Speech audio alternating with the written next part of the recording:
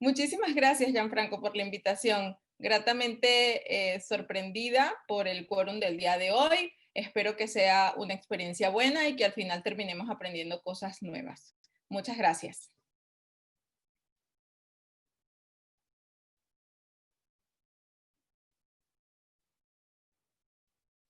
Muy bien, y sin más preámbulos, vamos a dar inicio a lo que será el manejo básico del paciente politraumatizado.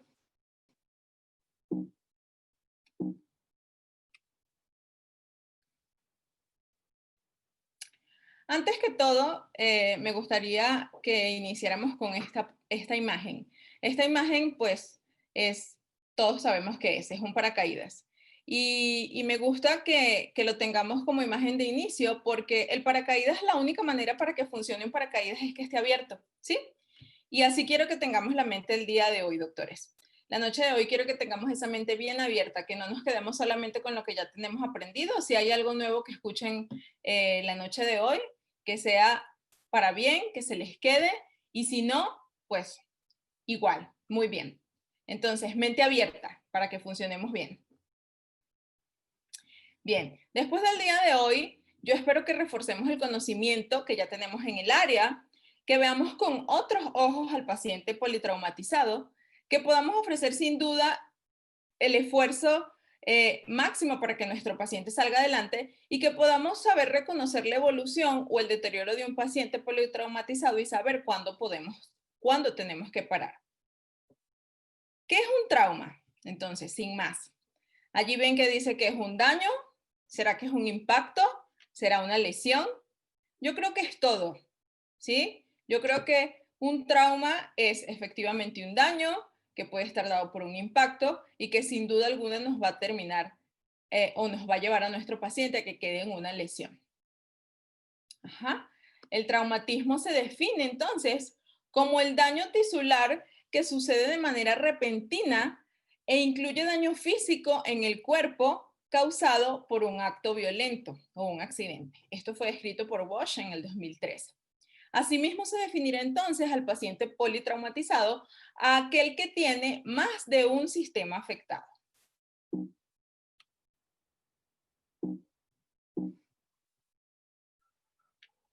Bien, el paciente politraumatizado es una de las causas más comunes de consulta en el área de urgencia.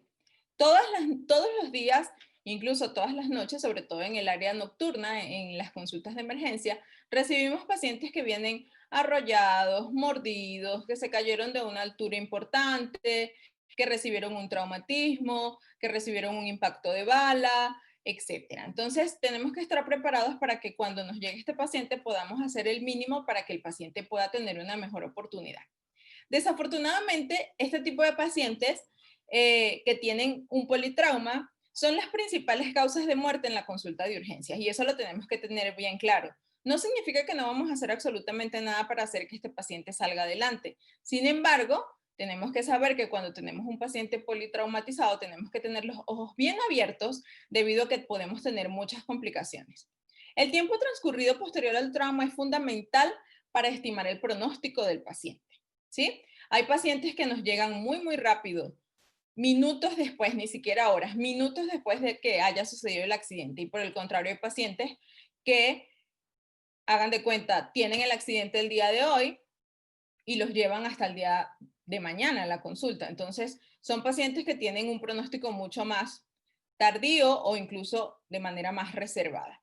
Una vez que el paciente llega a nuestras manos, entonces lo primero que tenemos que hacer es establecer el ABC de las emergencias, ¿sí? El A, que es ver las vías respiratorias, ¿sí? Verificar que no tengamos ningún objeto extraño, ninguna secreción allí presente. Si, por ejemplo, el paciente fue arrollado en un área donde había mucho sucio, donde habían muchos objetos que se pudieron haber metido a la vía aérea, verificar que la vía aérea no tenga nada que esté obstaculizando la respiración. La B sería la parte de la respiración, ver el patrón respiratorio que trae este paciente. Hay pacientes que llegan con distrés respiratorio, hay pacientes que llegan más bien con estertores, hay pacientes que llegan con estridores, etcétera, y eso es muy importante que lo podamos identificar. La parte de la circulación es importantísimo también, puesto que los pacientes que tienen este tipo de traumas llegan a tener alteraciones circulatorias, bradicardias, taquicardias, arritmias, y es súper importante que lo podamos identificar también. Y la D, que es básicamente la valoración neurológica que debemos tener en un paciente de este tipo. Hay pacientes que llegan sin ninguna complicación y en esos no nos vamos a enfocar tanto, pero hay otros que sí ameritan que se les esté checando de manera frecuente la parte neurológica.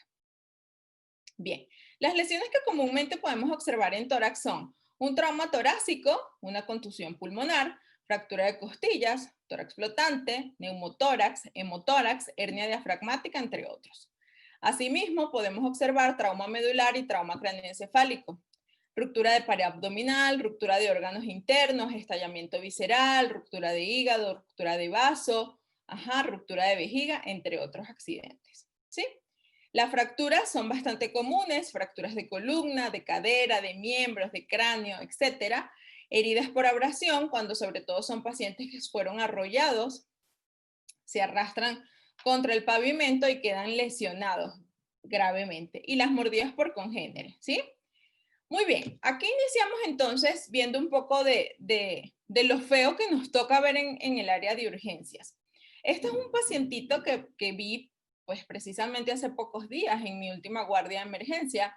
Se trató de una paciente de 4 kilos, una paciente joven, apenas de 1 año, que por accidente abrieron la puerta de su casa, se salió y un carro pues definitivamente la arrolló. El instinto del propietario de proteger lo que hace luego es quererla sujetar. Evidentemente un paciente recién con un trauma reciente lo que hace es agredir, así sea el paciente más dulce del mundo. Él nota, o por lo menos me menciona cuando llega a la consulta, que la paciente se levantó y se desvaneció, pero cuando se levantó en 3 patitas, no apoyaba una patita. Entonces, cuando llegue esta paciente, lo primero que verificamos, tal como le acabo de mencionar, es la parte respiratoria. Me doy cuenta de que no tenemos ningún objeto extraño en la vía aérea y eso está muy bien, pero tenemos unas mucosas muy pálidas ya llegando a la cianosis. Tenemos un patrón respiratorio restrictivo, corto, ¿sí? Así era básicamente el patrón respiratorio que tenía este paciente. A la auscultación escuchaba crepitaciones y tenía una hipoacusia torácica, ¿sí? El corazón no se escuchaba de la manera correcta. La siguiente decisión que tomo es intentar tomar imágenes radiográficas. ¿Y por qué digo intentar? Y es puesto que hay pacientes con este tipo de lesiones que no te permiten las tomas radiográficas de entrada. Entonces, el diagnóstico se te queda como un poquito atorado, puesto que el paciente, si lo posicionas en las posiciones que todos sabemos, laterales o ventrodorsales o dorsoventrales, se te colapsan y el paciente hasta se te puede ir en ese momento. Entonces, mucho cuidado, doctores, con esas posiciones cuando el paciente esté relativamente estable o por lo menos amerite o permita la postura, tomamos las rayos X. Afortunadamente en este caso pudimos tomar la imagen de manera rápida y desafortunadamente la imagen no es alentadora, ¿sí? Cuando vi esta imagen dije, bueno, de esas cosas que quieren que definitivamente no te pasen a ti, ¿sí? Tenemos, como ven, se pierde completamente la anatomía en la caja torácica, no se alcanza a ver acá en esta zona, pues anatómicamente se ubica el corazón, los pulmones no se alcanzan a observar y esto es la imagen radiográfica de una hernia diafragmática, ¿sí? Aquí vemos la vista dorsoventral, aquí esta paciente ni de chiste la íbamos a colocar ventrodorsal porque se nos podía ahogar y pues vemos como en esta parte tenemos parte de vísceras, tenemos acá toda la línea cardíaca se pierde, ahí no se observa absolutamente nada diferente, perdón, no se observa absolutamente nada que nos haga pensar dónde está bien ubicado el corazón, dónde están los pulmones, etc. Esta paciente, ya lo vamos a ver más adelante, al final tenía el hígado dentro de su tórax, ¿sí? Y eso era lo que estábamos observando allí. Asimismo, hacemos la vista caudal, ¿sí? Donde vemos que acá lo que queda es el colon, vemos apenas la vejiga ligeramente con contenido y vemos una evidente luxación, ¿sí? Afortunadamente la columna estaba íntegra, ¿sí? Pero sí tenemos este tipo de lesiones de manera constante. En este paciente fue solamente una luxación, pero hay pacientes que llegan con fractura de columna, con fractura de caderas, con fractura de miembros, etc. Entonces, no son pacientes fáciles de manejar, ¿sí? Aquí colocamos de primera instancia estas dos líneas, que si se dan cuenta, son dos líneas bastante rectas, y esa sería la línea que debería seguir esta columna vertebral. Sin embargo, aquí vemos una línea que va bastante bien, y aquí se pierde esa línea recta y se nos va un poquito de lado. Este paciente justamente en esta lesión, en esta parte tenía una fractura de columna, ¿sí? Si lo miramos acá, tenemos a un paciente que llegó con una mordida en esta zona, ya vamos a ver más adelante las imágenes, una mordida que a simple vista parecía inofensiva, pues las lesiones eran muy pequeñas, pero si nos damos cuenta y somos un poquito detallistas, aquí no se alcanza a ver como demasiado la pérdida de la anatomía, se alcanza a ver con más facilidad acá. Acá tenemos signos de enfisema subcutáneo, por la sacudida que generalmente da el perro que agrede al perro agredido, y permite pues que haya la entrada de aire por esos orificios de penetración de la mordida al tejido subcutáneo. Este paciente lo vamos a ver más adelante porque solamente estamos dando el preámbulo, pero pues fue un paciente que desafortunadamente su expectativa de vida no fue la mejor, puesto que tenía fractura de columna y tenía pérdida de la sensibilidad de los miembros posteriores. Fue un paciente que de hecho al día siguiente de que estuvo en nuestra clínica, lo terminaron sacrificando en otro lugar.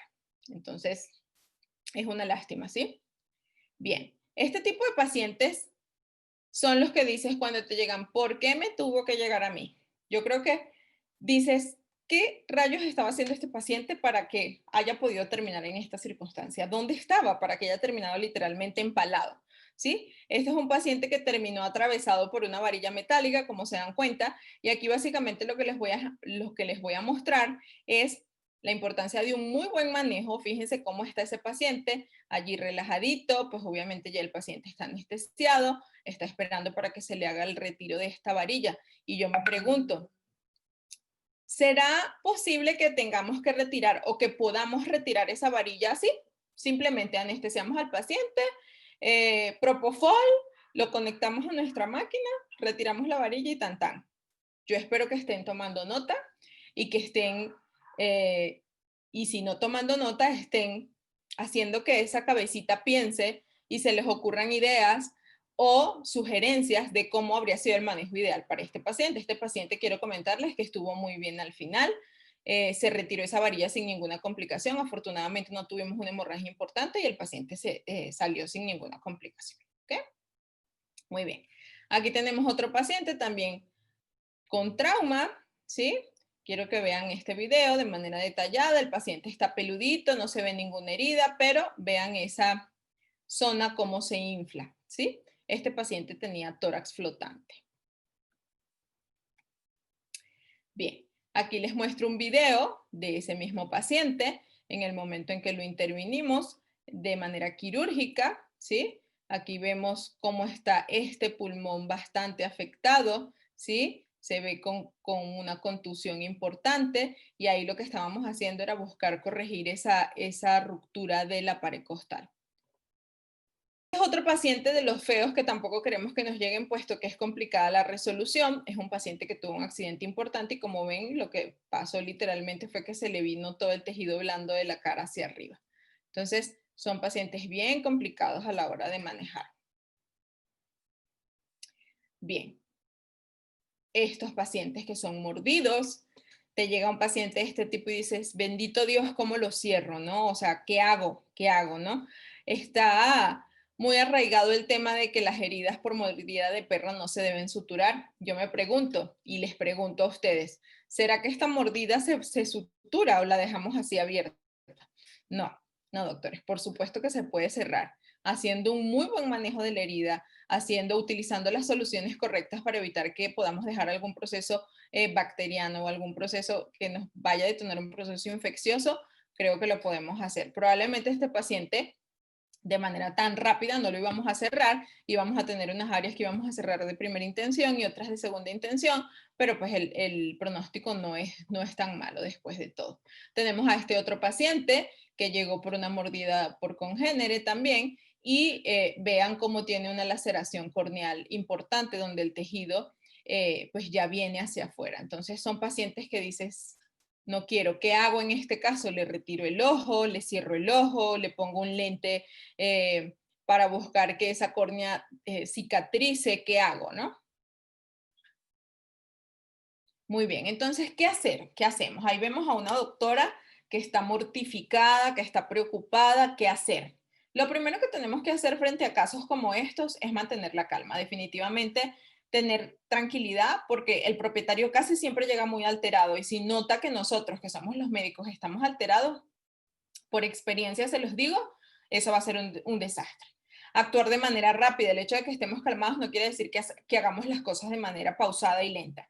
Estos pacientes están en nuestras manos, estos pacientes dependen al 100% de nosotros y si nosotros nos tomamos el tiempo para pensar en qué hacer o qué dejar de hacer, pues el paciente se nos puede ir. Utilizar todas las herramientas que tengamos a disposición en ese momento en nuestra consulta, en nuestro consultorio, en nuestro hospital, en nuestra clínica veterinaria, desde estudios de imágenes hasta estudios de laboratorio, que ya vamos a ver más adelante cuáles son los indicados o cuáles son los que habitualmente deberíamos hacer lo posible por correr, pero realmente utilicemos todo lo que tengamos a disposición. No escatimemos en estos pacientes porque de eso puede depender su vida. Entonces, el manejo inicial del paciente, como lo mencioné anteriormente, valorar de manera rápida y eficiente el ABCD, ¿sí? Que ya sabemos qué significa el ABCD, ahorita lo vamos a volver a recordar, pero ya sabemos qué es. Garantizar el acceso vascular permeable es muy importante. En el área de urgencias casi siempre se manejan 2 catéteres, ¿sí? ¿Por qué? Porque son pacientes que se colapsan muy fácilmente y si tenemos solamente una vía permeable y por alguna razón esa vía se nos colapsó y en ese colapso el paciente no conseguimos un acceso vascular permeable, va a ser un desastre porque no lo vamos a poder medicar, no vamos a poder darle los líquidos que necesita el paciente, entonces vamos a estar con muchas limitantes. La oxigenoterapia es importantísima, ¿sí? Porque casi siempre los pacientes, por ejemplo, que llegan con contusión de tórax o que llegan con tórax flotante o que llegan con un trauma craneoencefálico, llegan con un aporte de oxígeno limitado. Entonces es súper importante que nosotros podamos aportar el oxígeno necesario para que ese paciente, dentro de todo, pueda oxigenar de manera correcta y que todos esos tejidos estén lo más estables y viables posibles. El manejo del dolor y la inflamación es importantísimo. Yo creo que los que han tenido oportunidad de escucharme en algún momento saben que yo soy fan de mantener a nuestros pacientes cómodos, ¿sí? El hecho de que tengamos un paciente fracturado con una fractura abierta no quiere decir que, ay, bueno, le ponemos tramadol y ya, con eso basta, ¿no? Hay analgésicos que necesitamos hacer y usar de que sean muchísimo más agresivos, los opioides. De toda la familia de opioides, el tramadol está en el último escalafón en cuanto a para controlar dolor. Entonces, es muy importante que tengamos a la mano toda la gama de productos que podamos ocupar en pacientes de este tipo y sobre todo si hacemos urgencias. Los estudios de imagen, si el paciente no corre peligro, tal cual como les dije hace rato. Si ustedes ven que ustedes posicionan al paciente en una posición lateral y el paciente se empieza literalmente a colapsar, definitivamente el estudio no está indicado en ese momento. Tendremos que estabilizar, tendremos que hacer otras cosas y ya en otro momento tomaremos los análisis, pero en ese momento no. ¿Ok? Aquí tenemos pues de manera detallada qué es lo que tenemos que hacer con cada sigla que ya mencionamos, entonces repetimos. Para los que van llegando, se tiene que comprobar que la vía respiratoria esté permeable. En la opción A, tenemos que ver que la respiración, el patrón respiratorio y el ritmo respiratorio esté bien y si no está bien, pues obviamente buscar la manera de corregirlo.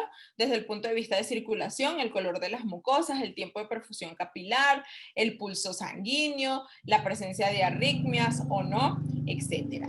Y la parte del estado neurológico del paciente que es fundamental. Hay pacientes que realmente llegan muy aturdidos, que llegan literalmente estuporosos y son los pacientes que no tienen un pronóstico tan favorable. Ajá.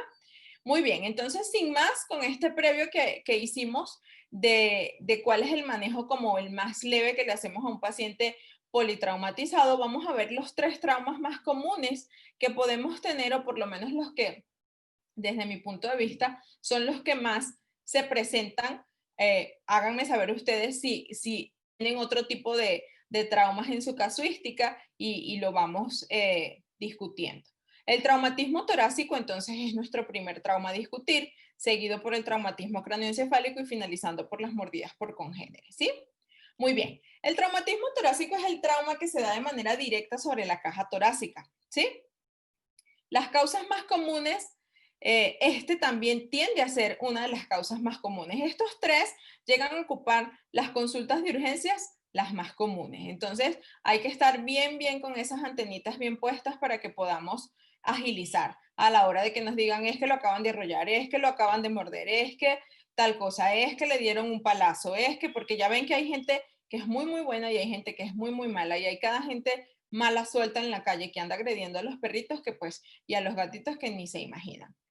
Y este tipo de traumas puede ser abierto y puede ser cerrado. Con abierto nos referimos a que pues tengamos una salida. En el caso del tórax flotante hay una pérdida de la continuidad de los músculos intercostales y por eso pues vemos, como vimos en el video anterior, cómo se infla ese tórax, ¿sí? Eso sería pues un traumatismo torácico abierto. Incluso los que tenemos una perforación, incluso hacia la parte externa, que vemos incluso tejido pulmonar o que vemos este tejido pues interno, esos son los abiertos. Y hay traumatismos cerrados donde no vemos absolutamente nada, sabemos que el paciente está incómodo, sabemos que el paciente está bastante mal, pero no tenemos ninguna lesión que nos haga pensar que tenemos un traumatismo allí. Y este tipo de traumas puede involucrar desde daños leves, muy sutiles, hasta daños muy graves que nos pueden costar la vida de nuestro paciente. Muy bien. Las causas del traumatismo torácico, ¿cuáles son? Allí les menciono 4 causas. Ocasionado por arrollamiento, ¿sí? Casi siempre es ocasionado por arrollamiento. Mordeduras por congéneres, sobre todo de perros chicos que son agredidos por un perro grande, ¿sí? Heridas de bala. La verdad es que no son tan comunes, pero sí se llegan a presentar. Las heridas por diablo o que incluso no lleguen en ese momento por un traumatismo, o sea, por una herida de bala, pero que llegan por un tema torácico y ya ves que es secundario a un diablo, que se quedó allí de un día, de 2 días y la gente ni siquiera sabe, porque si el perro, por ejemplo, es muy peludo, una vez tuvimos un caso de un paciente que se escapó o que lo dejaron salir a su casa, de su casa, y era un condominio cerrado y regresó y lo vieron que regresó muy mal, muy fatigado, respirando muy mal, pero no le veían lesión de ningún tipo. Cuando llega con nosotros empezamos a hacer la valoración, el paciente literalmente estaba en estado de shock y tuvimos una entrada de un diablo que tenía una lesión torácica y había salido por el abdomen, porque, bueno, nada, no había salido, migró hacia la parte abdominal y estaba alojado en el abdomen. Entonces, imagínense ustedes lo que había generado. Obviamente, cuando el paciente se rasura, se evidencia la lesión, pero así puede pasar. Y heridas por objetos punzocortantes, que aunque no lo crean, son más comunes de lo que nos imaginamos. Gente que agrede con punzos, con cuchillos, con hasta tenedores, cosas que ni se imaginan, pero pues terminamos teniendo pacientes con lesiones de ese tipo, ¿sí? Entonces allí vemos las posibilidades de este tipo de trauma. O una que me faltó allí y que no la coloqué, los pacientes que se avientan de una azotea, por ejemplo. Es muy común acá en México que consigamos sobre todo en áreas como de escasos recursos, que veamos al perrito encima de la azotea, ¿sí? Entonces el perrito permanece allí día, noche, lluvia, sol, frío, lo que sea, ahí está el perro. Y llega un momento que yo no sé si por desidia, perdón, si por ya estrés del paciente, lo que sea, se avienta, ¿no? Y se da su traumatismo. Y termina pues con lesiones terribles, desde una fractura, que es la más leve, hasta un traumatismo torácico. Muy bien. Entonces, el traumatismo torácico, te llega el paciente. La anamnesis es muy importante, hasta donde se pueda. ¿Por qué? ¿Por qué creen ustedes que hasta donde se pueda? Yo creo que todos los que estamos aquí y hacemos urgencias, cada vez que nos llega un paciente con algo grave, verdaderamente grave, porque tenemos las consultas de urgencias de que es que vomitó 3 veces y voy de urgencia, ¿no? Y eso pues la verdad es que no es tanto una urgencia, pero pues para el propietario sí es una urgencia. Pero cuando nos llega un paciente que está verdaderamente mal, el paciente no coordina lo que te dice. El paciente llora, el paciente sufre, el paciente tiembla, el paciente no puede ni hablar. Entonces tú tienes que sacar conclusiones tú solito porque casi nunca hay alguien en la familia que esté realmente centrado y te pueda decir, mire, lo que pasó fue esto y esto.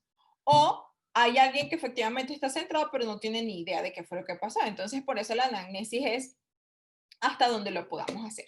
Actuar de manera rápida, como les dije, de primera instancia, casi siempre en urgencias la recomendación es que no estés trabajando solo o sola, no trabajen solos, siempre tengan a alguien que los pueda apoyar frente a una situación como esta, porque realmente yo también tuve la oportunidad de trabajar en urgencias sola y es hostil porque si bien es cierto que el paciente está chocado, necesitas que te lo sujeten para que puedas hacer ciertas cosas. Y entre que el propietario está chocado y el paciente está chocado y tú como médico no puedes resolver el problema solo, es una complicación. Entonces traten de tener a un colega que les apoye y si no un colega o un ayudante que esté siempre allí con ustedes frente a un caso de urgencias. Entonces actuar de manera rápida, evaluar el ABCD que ya no nos vamos a detener más en esto, un acceso vascular permeable 1, 2, incluso hasta 3. Hay pacientes que, por ejemplo, yo soy la que lleva el servicio de anestesiología de donde trabajo y cuando tenemos pacientes que están chocados o lo que sea, o pacientes que están muy inestables, yo los tomo como pacientes en shock y que me los mandan a cirugía, que tienen que entrar a cirugía a fuerza, ahí me ves a mí con 2 catéteres permeables por cualquier cosa, ¿sí? Que aunque esté ocupando solo uno, tengo el otro por si acaso o incluso ocupo los dos, pero pues ahí tenemos los dos accesos vasculares permeables. La oxigenoterapia, como bien les dije, es súper importante. Y esto va a ser antes o después de las pruebas preanestésicas, es pregunta. Ajá, antes o después. Como les dije, hay pacientes que permiten el manejo sin problema antes de que hagamos cualquier cosa, ¿sí? Antes de canalizar, antes de tomar decisiones, antes de hacer cualquier cosa, estamos tomando la imagen radiográfica y el paciente no se nos colapsa. Esos pacientes, chévere, está bien. Les colocamos su catéter, empezamos la medicación y les colocamos la máscara de oxígeno. Hay pacientes que no les encanta tener la máscara de oxígeno y hay múltiples opciones que podemos utilizar, desde un collar isabelino y colocar el conector de oxígeno en ese collar y plastificar el collar. Lo ven como si fuera una cosa que los va literalmente a cortarles la respiración, pero realmente no es tan estresante. Ojo, este tipo de cosas no lo podemos hacer en pacientes con trauma craneoencefálico, ya lo vamos a ver más adelante, ¿sí? Pero el hecho de que tengamos la mascarilla puesta sobre el paciente casi siempre están así, no quieren, no quieren, o hay pacientes que sí están tan mal que permiten perfectamente la mascarilla. En otros casos, si tienen las cámaras de oxigenación, pues meten a su paciente en la cámara de oxigenación y pues cierran su cámara y el paciente está ventilando allí de la mejor manera. Hay pacientes que están tan graves que necesitan una toracocentesis, perdón, una toracotomía. Hay pacientes que están tan graves que necesitan que se les coloque el catéter, se me fue, perdónenme, la sonda endotraqueal y que estén completamente planchaditos, anestesiados para que puedan ventilar de la mejor forma. Entonces hay que saber cuándo actuar. El manejo del dolor y la inflamación, súper importante el tema de los opioides, les comentaba desde el principio, son nuestro mejor amigo para manejar dolor y dolores de este tipo, que no son dolores leves. Ajá. El uso de corticoides versus AINES es controvertido, todo va a depender de lo que tengamos en las pruebas de laboratorio de este paciente. Si tenemos un paciente contusionado que tuvo una contusión renal y que de alguna manera me puede generar una enfermedad renal, todos sabemos que los AINES están contraindicados en fallas renales, ¿sí? Entonces, en ese caso estarían bastante bien indicados los esteroides, ¿sí? Hay esteroides, todos sabemos cuáles son los esteroides, pero hay esteroides que podemos ocupar en ciertos casos y hay otros esteroides que no podemos utilizar en ciertos casos. Los que no tengan succinilmetildeprednisolona, que son los que habitualmente se ocupan en pacientes con trauma medular o con trauma craneoencefálico, no estén ocupando la dexametasona diestra y siniestra porque la verdad es que no nos hacen ni el mismo efecto y los efectos secundarios son mucho mayores, ¿sí? Muy bien. ¿Qué vemos en un paciente torácico entonces? Vemos un distrés respiratorio, una dificultad muy marcada para respirar, vemos una posición de ortopnea, que todos sabemos que el paciente está respirando en esta posición, con el cuello erguido, incluso vemos aleteo nasal, podemos ver que la boca esté abierta, ¿sí? Porque el paciente está buscando jalar aire, ajá, de donde no lo tiene. Son pacientes que no se pueden acostar, son pacientes que casi siempre están sentados o recostados hacia una de las paredes de la jaula, ajá, porque no se pueden, no alcanzan una posición hasta que se les da confort desde el punto de vista de oxigenación y desde el punto de vista de analgesia, el paciente no descansa. Las mucosas pálidas y oceanóticas, pues son un parámetro que nos va a decir a nosotros cómo está el paciente desde el punto de vista circulatorio. Por ejemplo, si tenemos una mucosa pálida, en un paciente chocado es bastante común que eso va a regresar esa perfusión ya una vez que nosotros estemos controlando el choque, pero en un paciente que tiene una hemorragia activa, eso no va a recuperar ese tono, esa perfusión capilar. Entonces hay que estar muy pendientes. Las taquicardias o arritmias son bastante comunes en este tipo de pacientes, o incluso bradicardias. Entonces hay que estar muy, muy pendientes porque son distintos los casos en cuales se nos pueden presentar. El dolor definitivamente es de moderado a grave, ajá, a severo, por eso vuelvo y les insisto, hay que tener todas las opciones terapéuticas para que le podamos ofrecer a nuestro paciente para que esté cómodo. Un paciente con dolor no mejora tan rápido. Un paciente sin dolor, la evolución es mucho mejor, ¿sí? La imposibilidad de que el paciente se ponga en posición lateral, ¿sí? Es muy difícil. No intenten ustedes hacerlo solos, intentar o forzarlos a que se acuesten. No, definitivamente hay que dejar que el paciente se ponga en la posición que mejor le haga sentir. Ajá. Las hemorragias, como les mencioné, pues en casos muy graves. Generalmente cuando tenemos una hemorragia activa, y tenemos que intervenir desde el punto de vista quirúrgico, son los pacientes que tienen el asa más alta y son pacientes que desafortunadamente no son los que tienen una tasa de supervivencia muy alta. Y la perforación de tórax, que ya lo mencionamos, ya vamos a ver ahorita más adelante tórax perforados, pero pues sí, son cosas que un tórax perforado se puede operar sí o no en el momento ideal. Hay pacientes que sí, ¿sí? Que definitivamente nos la jugamos. Esto es un volado. Hay que entrar a cirugía y mucho cuidado con la comunicación con los propietarios. Los que hacemos emergencias de este tipo, cuando nos llegan emergencias de este tipo, no les pido de favor o les sugiero más bien que no den falsas expectativas. Ustedes hagan su mejor esfuerzo, ¿sí? Hagan su mejor esfuerzo, pero no den falsas expectativas porque este tipo de traumatismos son los peores traumatismos que nos podemos conseguir. Entonces, si le decimos al propietario, no, pues sí, hay que entrar a cirugía. Mira, hay que entrar a cirugía y pues vamos a sacar adelante a su paciente y resulta que con la inducción se les va el paciente. Entonces, tienen que tener cuidado porque esa es la gente que te amenaza con demandarte, que te amenaza con incluso hasta de matarte, ajá, que hoy en día, no sé si allá en su país suceda de esta manera, pero hoy en día hay cada vez mucho más afecto hacia las mascotas y eso está muy bien porque para nosotros es muy beneficioso. ¿Por qué? Porque significa que nos van a llevar a los pacientes vaya, con mayor facilidad, cada vez que tengan una complicación allí van a estar nuestros clientes y eso es súper gratificante.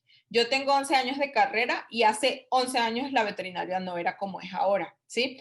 Hoy cada vez hay parejas más jóvenes que deciden no tener hijos y deciden tener perros o gatos, ¿sí?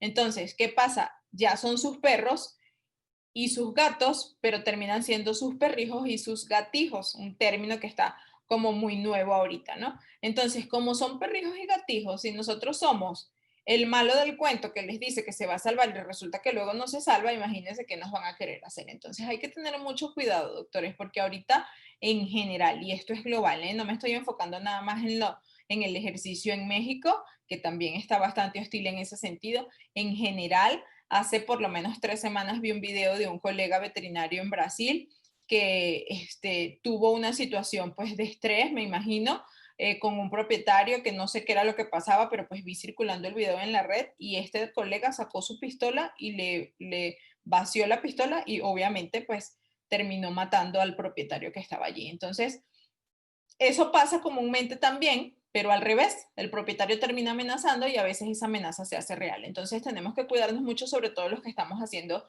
servicio de urgencias. Bien, aquí tenemos entonces imágenes y videos de traumatismo torácico. Aquí les voy a poner Este es ese pacientito que vimos peludito, ¿sí? que vimos peludito y fíjense cómo está, ¿sí? Esa perforación súper marcada. Ajá. Aquí vemos un paciente que no es ese, fíjense cómo está mordido, que tiene pues esta lesión bastante fea aquí. Y este paciente del extremo es el mismo paciente del inicio, ¿sí? Bien, ¿qué pruebas diagnósticas podemos hacer? En un paciente con este tipo de problemas, las pruebas de sangre son fundamentales. Biometría hemática y química sanguínea, de los elementos que tengan, de 10, de 15, de 17, de 20, de lo que tengan. Ajá. Que nos dé una idea de qué es lo que está pasando en el sistema del paciente. Aquí les coloco la gasometría porque definitivamente la gasometría nos va a ayudar muchísimo en los pacientes que estén así como estos pacientes, que casi siempre son pacientes muy críticos, pero reconozco que no todo el mundo tiene el aparato para medir gases arteriales. Además que es un aparato que hasta cierto punto el costo no es un costo súper accesible, entonces se nos complica, ¿sí? Pero sin embargo, si tienen la posibilidad, midan gases arteriales. El general de orina, que a veces lo subestimamos y realmente nos ayuda muchísimo. Si vemos sangre en el general de orina, si vemos proteínas en el general de orina, si tenemos una densidad alterada en el general de orina, o sea, son unos cuantos hallazgos que nos pueden decir que aunque tengamos un perfil químico bien, ajá, podamos terminar teniendo una enfermedad, por ejemplo, renal. Te puede decir si tienes sangre, si definitivamente tuviste un trauma vesical, ¿sí? Que eso también lo puedes identificar de alguna manera si ves, si haces un ultrasonido rápido, ajá, para descartar que tengas una hemorragia abdominal, por ejemplo. Las rayos X de tórax, en este caso, puesto que estamos hablando del trauma torácico, en su vista lateral y en su vista ventrodorsal, si es que se puede, si no, casi siempre la que se puede es la dorsoventral. Ajá. Ultrasonido de tórax, ultrasonido de emergencia, básicamente para ver si tenemos una hemorragia, para ver si tenemos algún tipo de derrame, para ver si tenemos algún tipo de secreción allí que está generándonos problemas. Y la resonancia magnética en casos bastante graves, donde no tengamos una evolución favorable y necesitemos hacer un estudio de imagen como mucho más sofisticado. Entonces el tratamiento, como ya lo venimos mencionando, la oxigenación es fundamental, la terapia de líquidos es fundamental también en este tipo de pacientes. Hay que expandirlos casi siempre porque casi siempre llegan chocados. Corticoides versus AINES, lo que les comenté hace ratito, ¿sí? Los corticoides están indicados en ciertos casos, en otros casos no. Ajá, todos sabemos que el corticoide te ayuda mucho, es un potente desinflamatorio, pero no te quita nada, nada de dolor. Todos sabemos que no debemos usar corticoides con AINES juntos, entonces mucho cuidado en ese sentido, porque a veces se nos va un poquito la onda y a veces por accidente terminamos colocando las dos cosas y sabemos cuáles son las consecuencias de hacer esto, ¿no?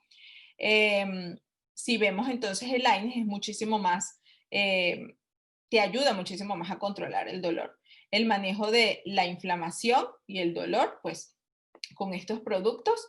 Hay algo que se utiliza muy comúnmente en emergencia, que es la neuroleptonalgesia, que la podemos usar con mezclas de butorfanol, de morfina, los que tienen acceso a la morfina, el fentanilo, ajá, con la misma buprenorfina, en presencia del diazepam, con midazolam. Entonces, utilizando esas mezclas, tanto hagan de cuenta de bupre con diazepam, se sorprenderían de las cosas que ven de butorfanol con diazepam. Se relajan mucho, ¿sí?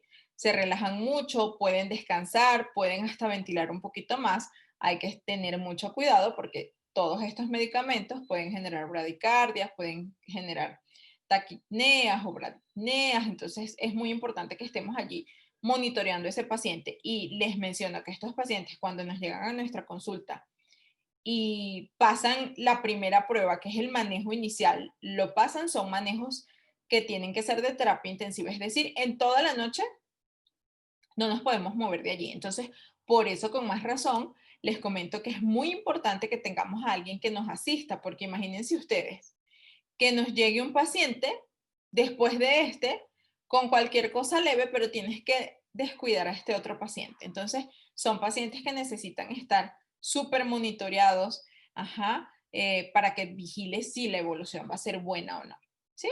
La toracocentesis como tratamiento, que incluso a veces puede ser diagnóstica. Hay lugares, reconozco que no todos los lugares tienen acceso a las rayos X de emergencia, entonces llega el paciente con estas condiciones, se trata de hacer la estabilización y hasta el día siguiente es que se logra tomar la imagen radiográfica. La toracocentesis puede ser diagnóstica, ¿sí? Si tenemos un paciente que respira mal, que tiene una respiración corta, podemos hacer una toracocentesis para descartar si tenemos aire. Bueno, si tenemos aire, tenemos un cuadro de un neumotórax. Si tenemos líquido, pues ver si se trata de un derrame pleural.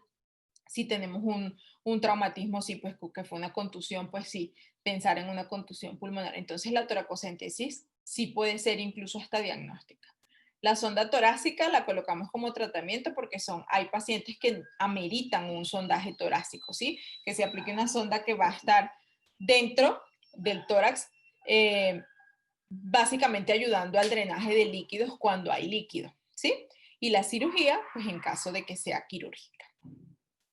Aquí mostramos básicamente que las cosas que necesitamos para hacer una toracocentesis realmente no son super no son cosas que no vamos a conseguir en ningún lugar. Aquí tenemos un pericraneal azulito, están los pericraneales verdes, son agujas de distintos calibres para pacientes que tienen un tórax mucho más, que son pacientes con sobrepeso, etcétera, que sabemos que el pericraneal no va a lograr perforar esa pared torácica, pues la recomendación es que ocupen para hacer la tóraco un catéter, ¿sí?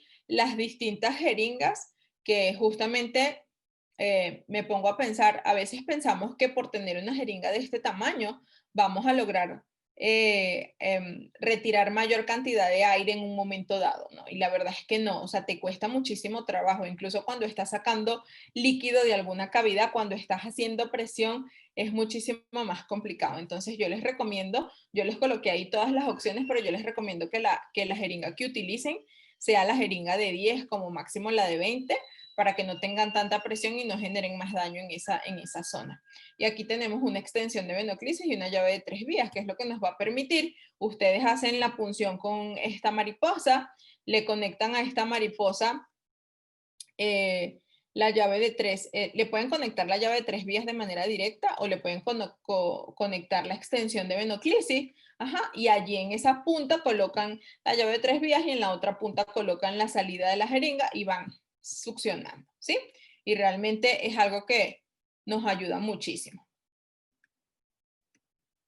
La sonda para aplicación torácica, hay sondas que están diseñadas netamente para hacer este tipo de procedimientos, ¿sí? Son sondas que son, que traen como un punzo, traen como como algo metálico que es cortante y es como que lo que va a hacer que tú puedas perforar con mayor facilidad esa pared torácica. En este caso, yo les coloco las que ocupamos en la clínica, ¿sí? Son sondas, son catéter de Foley, ¿sí? Bastante nobles, bastante gentiles, no se tienden a descomponer con tanta facilidad dentro de una cavidad, dentro del sistema. Obviamente a largo plazo sí se van a descomponer, pero no es que en 2 días ya tienen cambios importantes y ya necesitan que se cambien. Entonces, son manejos que tú vas a hacer efectivamente por 24 o 48 horas. No son manejos que tienen que durar 5 días, 10 días el paciente con la sonda colocada allí en el tórax. Entonces, mucho ojo porque esto la verdad nos puede ayudar. Es una herramienta súper, súper buena, sobre todo cuando tenemos a un paciente, por ejemplo, que llegó con un neumotórax por un trauma, evacuamos hicimos la primera toracocentesis de manera convencional con esa pericraneal que les acabo de mencionar, con jeringa, y resulta que a las 3 horas ya tenemos nuevamente ese tórax como si no le hubiésemos hecho nada. Entonces, son pacientes que de manera constante vas a tener la idea de estarlos picando y picando y picando en el tórax. Entonces, lejos de darle un manejo que le dé confort, vas a dar un manejo que le va a dar estrés, que le va a doler. Entonces, justamente en esos pacientes, tanto con neumotórax como con hemotórax o con secreción, que esté allí liberando secreción, una contusión pulmonar constantemente te está liberando líquido serosanguinolento, entonces que tú tengas la facilidad de tener esa sonda puesta allí en el tórax para que sin que tú molestes al paciente, ¿sí? Porque casi siempre son pacientes que están como vendaditos del tórax, que tengas la salida por fuera de ese vendaje, tengas que estar haciendo la succión, ¿sí? Muy bien, aquí tenemos una imagen de un pacientito. les pido una disculpa por el sangrado de este paciente, pero a veces realmente tomamos las imágenes y no pensamos que las vamos a tener que colocar en una conferencia, pero aquí tenemos a un paciente que efectivamente esto era un chihuahua que fue agredido por un perrito de raza grande. Ya ven que los chihuahuas, yo no sé si a ustedes les pasa por allá, pero acá los chihuahuas ingresan la mayoría de las veces cuando son por accidentes, casi siempre son por mordidas, y es porque ellos se creen los Rottweiler de la nueva era y van directo a agarrarse con perros muy grandes, y el perro pues obviamente los agarra y en 2 mordidas pues ya los tiene más del otro lado que de este. Entonces, este pacientito así estaba, se le colocó la sonda. Desafortunadamente, este fue uno de los casos negativos. Este paciente falleció por lo menos unas 6 horas después del ingreso a nuestra consulta. Entonces, pues nada, ahí se los comparto.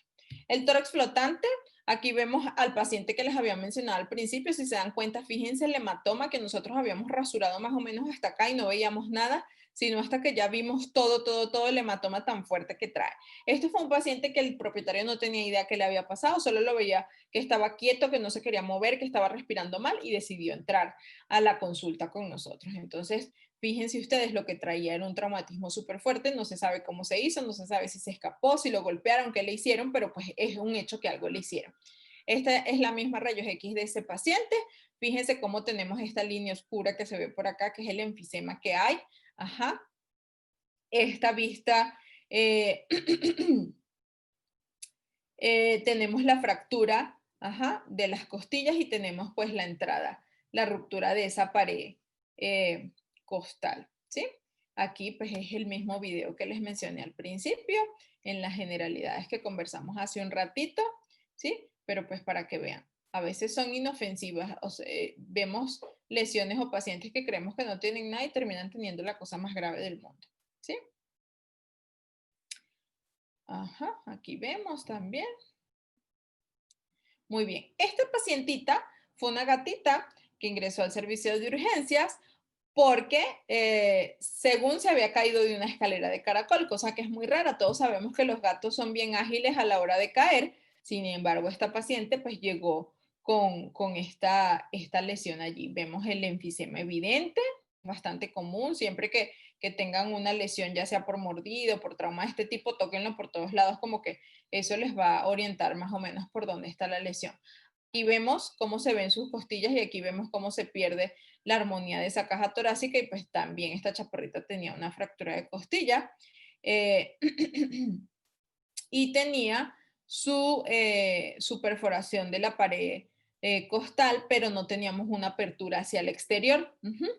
Esta paciente en este momento se le hace un manejo conservador, se coloca, se le dan los analgésicos, los desinflamatorios, la terapia de líquidos, etcétera, y se le colocó un vendaje de compresión. Esta paciente a las, ¿qué serían? Yo creo que como a las 36 horas desarrolló contusión pulmonar, ajá, o sea, se colapsó uno de sus pulmones y empezó a tener acumulación de líquido, hizo un derrame secundario de esa contusión y terminamos aplicando una sonda torácica también, la cual tuvo por 48 horas y la paciente evolucionó de manera favorable. La contusión desapareció más o menos a los 14 días, es el tiempo promedio. Las mínimas, las contusiones muy leves resuelven en 5 días, pero las más graves pueden resolver hasta dentro de 7, 15 días, incluso algunas hasta un poco más tardado. Es cuestión de darle tiempo, de que tengamos paciencia, ¿sí? De que tengamos paciencia con este tipo de pacientes. Es muy importante algo que les acabo de mencionar, la terapia de líquidos. La terapia de líquidos en un paciente normal que no tiene nada, la podemos manejar entre 50 y 60 ml por kilo. En un paciente con politrauma y en especial con trauma torácico, ¿sí? Con contusión pulmonar, la recomendación es que para perritos se ocupen 30 ml por kilo y para gatitos se ocupen 10 ml por kilo. Si ustedes ven, la cantidad es mínima, ¿sí? ¿Por qué será? Les pregunto. ¿Por qué será? ¿Tienen alguna idea por qué creen que esa terapia de líquidos es reducida? Si es un paciente chocado y se supone que en muchas ocasiones las literaturas reportan que en un paciente de choque la terapia de líquidos es mucho más alta que una terapia normal.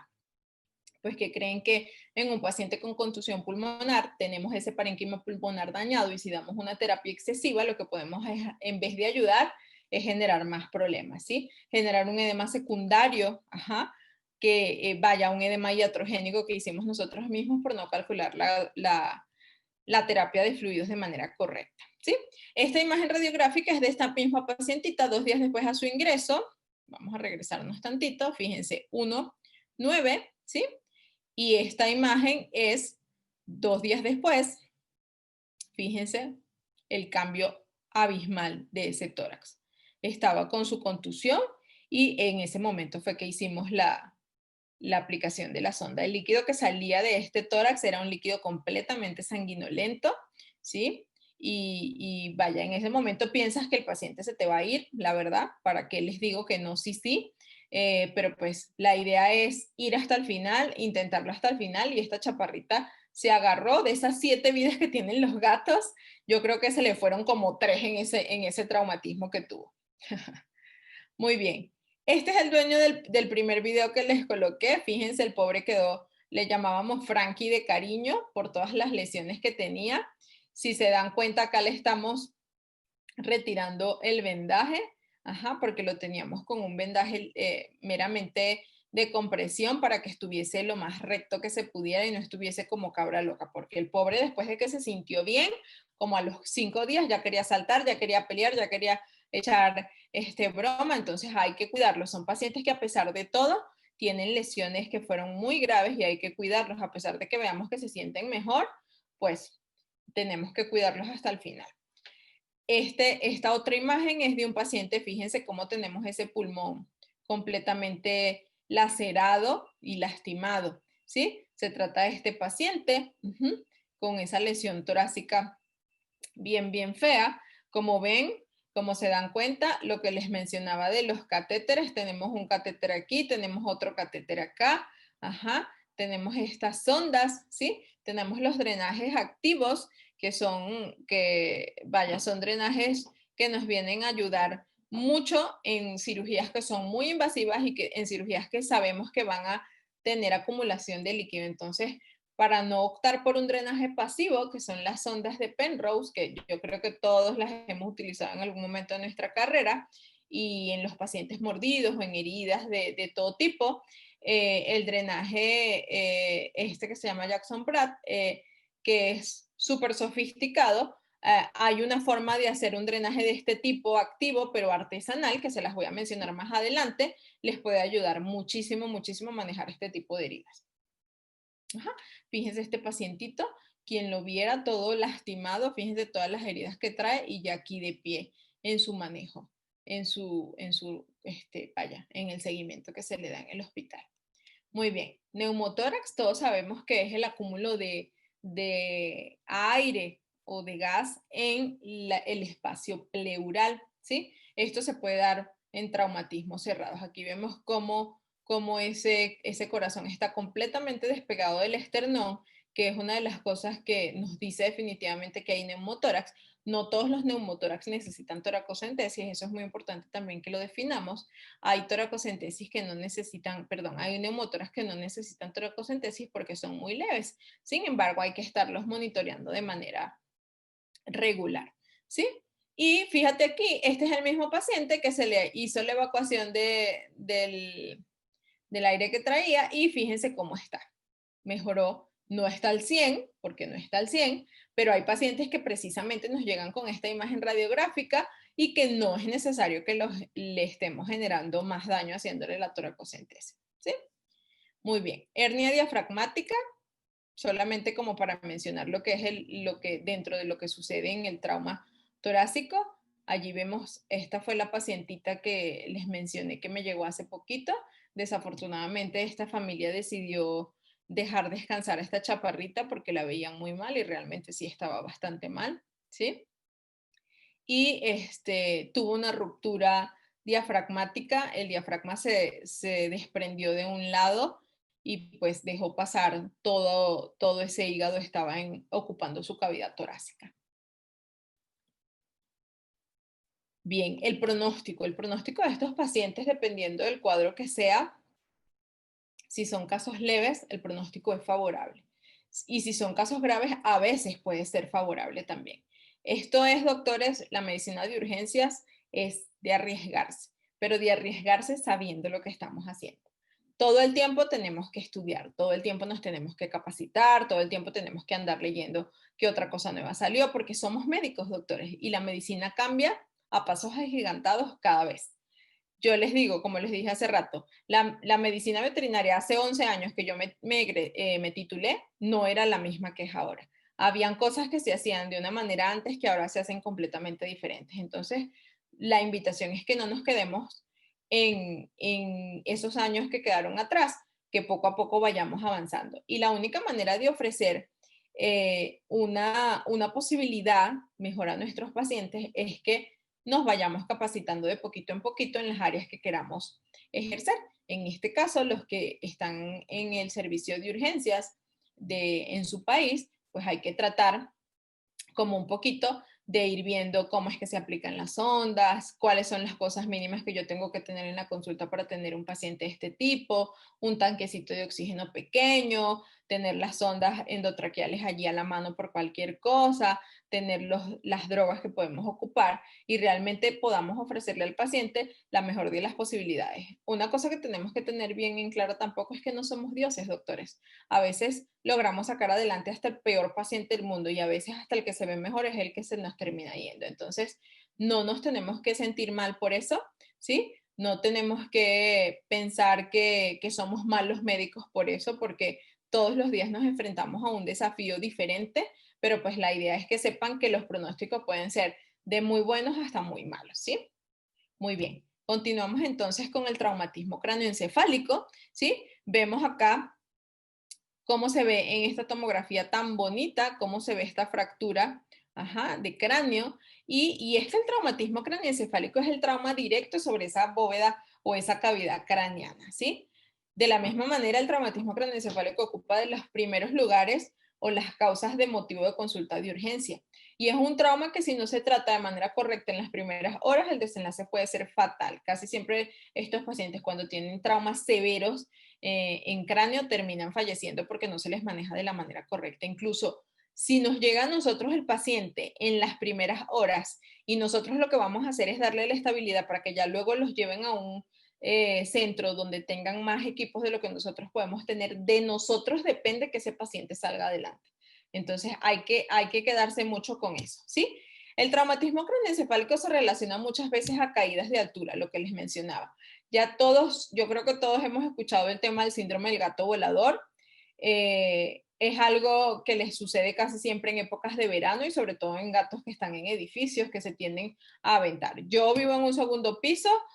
México realmente no hay épocas donde sí es caluroso, pero no es un calor insoportable. Hay ciudades que sí son muy calurosas. Afortunadamente por acá en la Ciudad de México no es tan cálido, pero yo vivo en un segundo piso y tengo un gato y estoy, mira, yo soy una mamá fastidiosa. Viene alguien de visita, no pueden abrir las ventanas, porque si Michu se me lanza, vamos a tener un problema. Y todos me dicen, ay, Marian, tú estás loca. No, no estoy loca. Porque para mí sería súper terrible que yo tenga que recoger a Michu desde un segundo piso, que probablemente no le pase, vaya, una cosa terrible, pero si le pasa, ¿qué voy a hacer yo si le pasa algo a Michu? Porque yo, doctores, cuando se trata de Michu, necesito un veterinario, ¿eh? Quiero que lo sepan, necesito un veterinario, se me va la objetividad y o sea, pierdo todo el norte y el enfoque que yo puedo tener de manera regular se me va con Michu. Entonces, es bastante común el tema de las caídas en gatitos, hay que estar bien pendientes. Y el tema de los perritos, pues mira, lo de las azoteas que les dije hace un rato. Perritos chiquititos, falderos, chihuahuas, yorkie, French poodle, que los llevan en el coche, en la ventana, y de pronto ven a un perro y se avientan, y tómala, se dan ese golpe porque no pueden, de un coche en movimiento se avientan y se dan un golpe directo en el cráneo. O sea, esos son los peores traumas que podemos tener, ¿sí? Las lesiones ocasionadas por mordidas congéneres siguen, fungiendo como de las lesiones que nos generan más problemas en todo el sistema, ¿sí? La lesión primaria es la que se da justamente en el momento del trauma. ¿Sabes que se dio el golpe directo, se fracturó? Esa es la lesión primaria, ¿sí? El tema es la lesión secundaria, que es lo que viene después, que es lo que se produce por incluso alteraciones sistémicas que sean intracraneales o incluso que estén distantes y que no depende depende o no, puede depender o no del impacto primario. Y justamente esas lesiones secundarias son las que tenemos que evitar, ¿sí? Tenemos que trabajar en función de cuando nos llegue ese paciente. Por eso les digo que es muy importante en un paciente con trauma craneoencefálico el tiempo desde el trauma hasta el momento en que llega a nosotros, ¿sí? Si nos llega súper rápido, mira, actuando rápido podemos tener una buena evolución, pero ya les voy a mencionar de qué manera podemos ir definiendo si está evolucionando bien o no. Las lesiones secundarias entonces que debemos evitar es el edema cerebral. Todos sabemos que un paciente con trauma craneoencefálico, incluso con evidencia de edema o sin ella, tratamos un edema, ¿sí? La inflamación, la producción de los radicales libres. Los radicales libres son los enemigos número uno en general en todos lados, en las heridas, en el tema del trauma craneoencefálico, te empiezan a generar isquemia, ajá, te empiezan a generar incremento de la presión intracraneana, te empiezan a generar necrosis, te empiezan a generar finalmente la muerte del tejido, ¿sí? Y la muerte cerebral. Y todos sabemos que un paciente con muerte cerebral no va para adelante. Entonces, tenemos que enfocarnos a cuidar que esa lesión secundaria sea la menor posible para poder ofrecer una posibilidad de evolución a nuestro paciente, ¿sí? Bien. Esta imagen está muy graciosa porque se las coloqué porque dice el estado mental. Tenemos que ver en un paciente con trauma craneoencefálico cuál es el estado mental. Y aquí tenemos dos imágenes bien graciosas de un gatito como medio, ¿saben? Súper asustado y de un perrito que tiene cara de loquito, la verdad. Pero, y es que realmente tenemos que verificar el estado mental de este paciente, si está alerta, si está letargado, si está estuporoso, ajá. Es súper importante porque de ahí vamos a partir para poder decirle al propietario, mire, ¿sabe qué? Tiene una lesión traumática, ajá, directamente en el cráneo, no tenemos fractura, pero tenemos evidencia de que el paciente tiene una lesión importante en el tejido blando, en el cerebro, vaya. ¿Por qué? Porque el paciente no responde, porque el paciente no tiene reflejos, porque el paciente responde solamente a un estímulo doloroso. Entonces, en función a eso, pues no significa que no le tenemos que hacer nada, no significa que tenemos que decirle, pues mire, la verdad en función a esto el paciente no va a mejorar. Incluso darle las primeras 24 horas y si definitivamente no vemos una respuesta favorable, pues desafortunadamente dejarlo descansar. Alteración del tamaño pupilar es bastante importante para que nos oriente un poquito en el grado de la lesión. Alteración de los reflejos, que ya lo vamos a ver. Con reflejos nos referimos a si tiene sensación en los miembros, los reflejos espinales, ¿sí? Si tenemos sensación por ejemplo, en los posteriores del ciático, del patelar, del tibial, si tenemos panicular, si tenemos en el miembro anterior, si tenemos cubital, si tenemos carpo radial, si tenemos sensibilidad superficial o profunda. Esas cosas nos van a decir de qué manera podemos ir avanzando, ¿sí? La actividad motora, si el paciente no se puede incorporar o si el paciente por el contrario se incorpora pero solamente la mitad, o si tiene una paraparesia ambulatoria o si tiene una paraparesia no ambulatoria, ¿sí? O si tiene por el contrario una hemiparesia, ajá. Entonces esos van a ser unos, parámetros que nos van a poder ayudar a definir el pronóstico del paciente.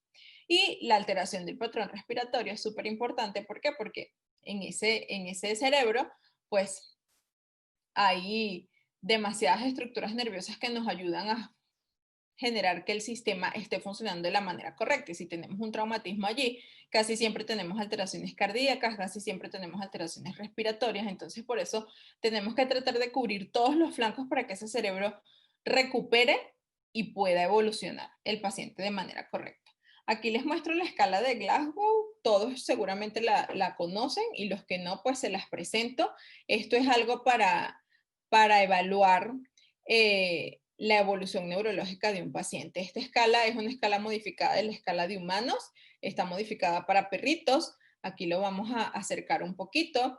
Esto nos dice en cuanto a la actividad motora, cuáles son los diferentes como parámetros que vamos a ir evaluando, los reflejos del tronco cerebral, cuáles son los diferentes que vamos a evaluar y el nivel de conciencia. Esto tiene una ponderación, como lo vemos en este nivel, Ajá, tiene una ponderación donde la ponderación más alta es 18, y si tenemos a un paciente que te dicen que tuvo un traumatismo cráneoencefálico y tú lo revisas, sabe cómo se llama, sabe dónde está orientado, te mueve la cola, te lame, etcétera, no tienes alteración en las pupilas, está reactivo, le haces las pruebas posturales y está bien, tiene sensibilidad en todos lados, y al final le haces la escala de Glasgow y tienes un puntaje entre 15 y 18, ese pronóstico es bueno. O sea, difícilmente vayas a tener un retroceso en las siguientes horas.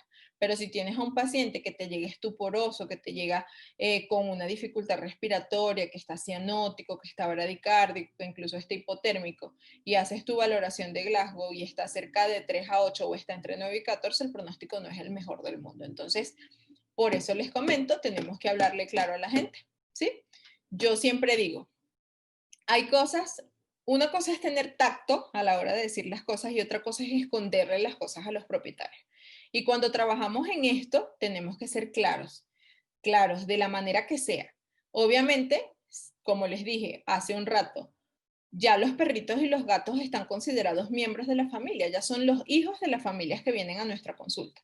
No podemos decirle, ah, pues mire, ¿qué cree? Que pues ya, ni modo, pues ya no podemos hacer nada por su perrito, pues mire, lo mejor es que ya, o sea, hay gente que se lo puede tomar muy mal, ¿sí? Y puede decir que tú eres un insensible, ¿sí?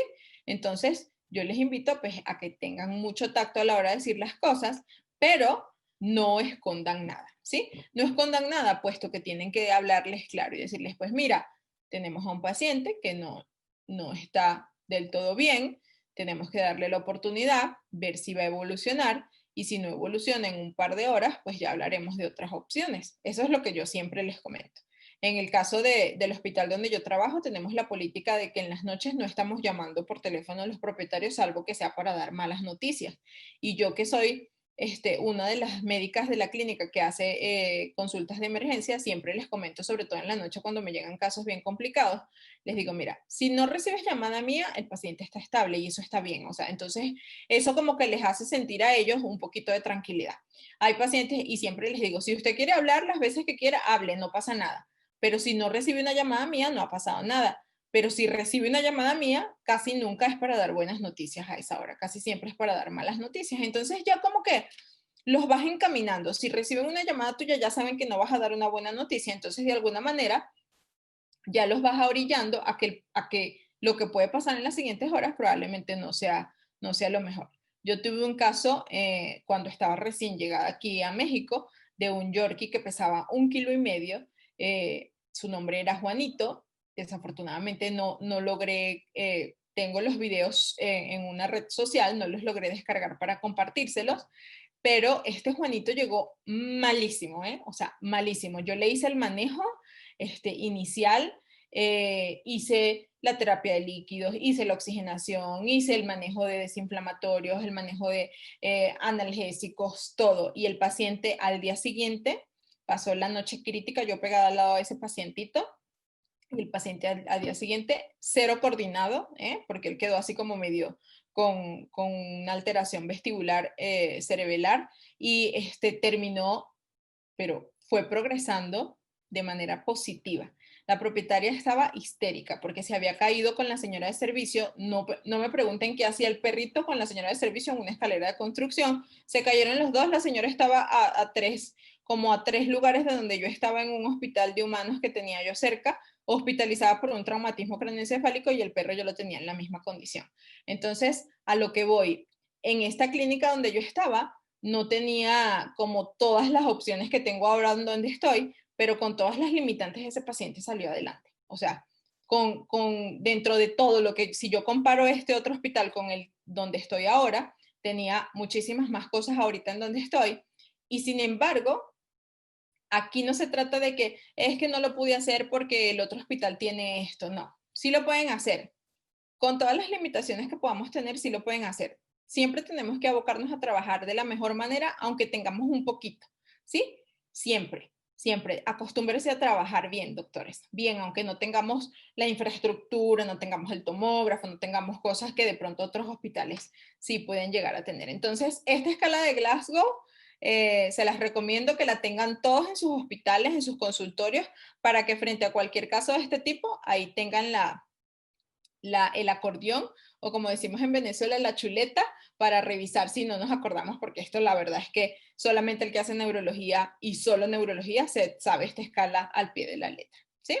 Muy bien, aquí les muestro entonces en un paciente con un trauma craneoencefálico, fíjense esta postura súper marcada, súper difícil para uno como médico. Imagínense para el propietario ver a su perrito así, con ese nistagmo tan marcado, con esa rotación cefálica, con ese pleurotótono tan terrible. Es bien difícil. Tenemos que ser pacientes porque definitivamente hay propietarios que se trauman mucho viendo este tipo de cosas.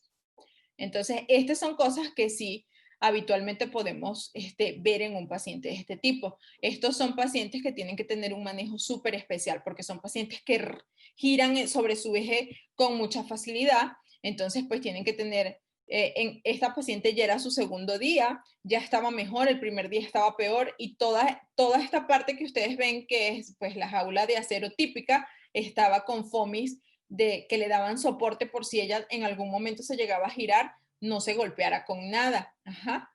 Hay pacientes que llegan a convulsionar por un traumatismo craneoencefálico, entonces son cosas que también tenemos que tener allí como a disposición. Esta es una postura de descerebración en una paciente de 16 años que se cayó de un segundo piso, era ciega, no escuchaba y pues los señores estaban abajo, era un domingo familiar y pues solamente escucharon el golpe y la consiguieron en esta postura. Como ven, opistótono con el cuello extendido. Ajá, esta paciente no atendía a nada, pupilas dilatadas, completamente estuporosa, no, nada. Rigidez de los miembros anteriores, flacidez de los posteriores. Ahí les vuelvo a colocar el video. Esta es una postura típica de una lesión importante a nivel central, ¿sí? Para que no se les olvide, cuando tengan un paciente que tuvo un traumatismo craneoencefálico con esta postura, es muy poco probable lo que vaya a salir adelante. Ahí menos que menos den falsas expectativas porque la verdad es que no se va a lograr nada. Las pruebas diagnósticas, biometría hemática, química sanguínea, gasometría, general de orina nuevamente, las rayos X de cráneo para descartar que tengamos alguna fractura, resonancia magnética y tomografía axial computarizada en caso tal de que las lleguemos a requerir. ¿Sí? ¿Por qué? Porque un paciente, con un trauma recién tenga poco tiempo, no es que lo vamos a meter a tomografía de una vez, ¿sí? Hay que priorizar las cosas, ¿sí? En el caso de nosotros, como humanos, luego nos meten a hacer la tomografía o la resonancia. En el caso de veterinaria, el hecho de que tengan que movilizar a un paciente de un lugar a otro, porque sabemos que no todos los lugares tienen un resonador ni tienen un tomógrafo, aquí por lo menos son como 2 o 3 lugares en toda la ciudad que tienen estos aparatos, entonces no vamos a mover a un paciente que esté en el norte de la ciudad hasta el sur de la ciudad, un paciente inestable, un paciente que necesita un soporte vital, a que se haga la tomografía por mero capricho. O sea, hay cosas que podemos intentar priorizar y los estudios de imágenes son súper buenos, nos ayudan muchísimo, pero hay momentos en donde son importantes que los hagamos y hay momentos en donde no. ¿Sí? El tratamiento entonces, la oxigenación, que lo vengo diciendo desde un rato ya, la terapia de fluidos en este caso son fluidos hipertónicos, ¿sí? Que nos van a ayudar a arrastrar mucho líquido del interior de la célula hacia el intersticio. ¿Por qué? Porque lo que queremos evitar es que haya la acumulación de líquidos en el intersticio intracelular. No queremos tener líquido por ningún lado. Entonces, estas son las soluciones que generalmente se recomiendan para este tipo de pacientes. Los corticoides son controversiales en este tipo de pacientes, como les dije hace un ratito también. El que se recomienda de manera inicial es el succinilmetilprednisolona. Ajá. La dexametasona la verdad es que no nos hace mucho en este tipo de pacientes. Es controvertido por los efectos secundarios que nos ocasiona, ¿sí? Todos sabemos que los glucocorticoides pueden generar incremento de los niveles de glucosa en sangre, ¿sí? Y un paciente con traumatismo craneoencefálico, una de las cosas que debemos evitar es la hiperglicemia. ¿Por qué? Porque ese tipo de metabolismos no lo queremos porque lejos de ayudarnos nos genera muchos problemas. Entonces, mucho cuidado con los corticoides. Hay que utilizarlos de manera generosa. Si ustedes se ponen a leer, hay literaturas que los recomiendan, hay literaturas que dicen que de plano no. yo los invito a que ustedes mismos establezcan su propio criterio, ¿sí? Para que puedan definir si realmente sí le es funcional o no le es funcional. La posición de la cabeza. Ya ven que siempre un paciente, cuando está muy, muy mal, está en la posición horizontal.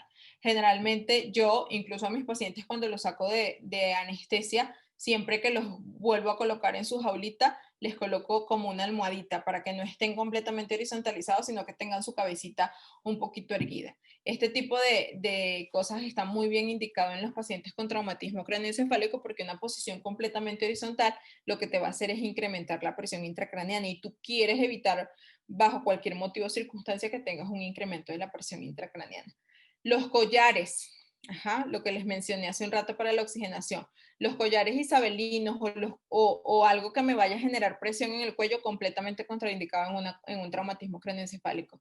Tomar muestras de yugular contraindicado. Canalizar de yugular contraindicado. Cualquier cosa que me vaya a generar incremento de presión intracraneana está completamente contraindicado, ¿sí? Mucho cuidado con los medicamentos que me pueden generar este tipo de situaciones. Por ejemplo, la ketamina me puede generar incremento de la presión intracraneana, entonces hay que tener mucho cuidado con ese tipo de medicinas, ¿sí? Desde el punto de vista terapéutico, la recomendación es utilizar manitol. Ahí les ofrezco una disculpa porque se me fue el miligramo, en realidad es de 0,5 gramos a 1 gramo por kilo en un tiempo de 20 minutos. Esto se tiene que colocar ya sea en bolito, pero en 20 minutos o colocarlo en una bureta para que gotee en un tiempo no mayor a 20 minutos, ¿sí? Los neuroprotectores que nos ayuden de alguna manera a proteger la lesión secundaria en ese tejido nervioso, ¿sí? En ese tejido neurológico. El que yo más recomiendo es la somacina, que es la citicolina, ¿sí? El nombre comercial es somacina y el principio activo es la citicolina. No hay una dosis descrita para veterinaria.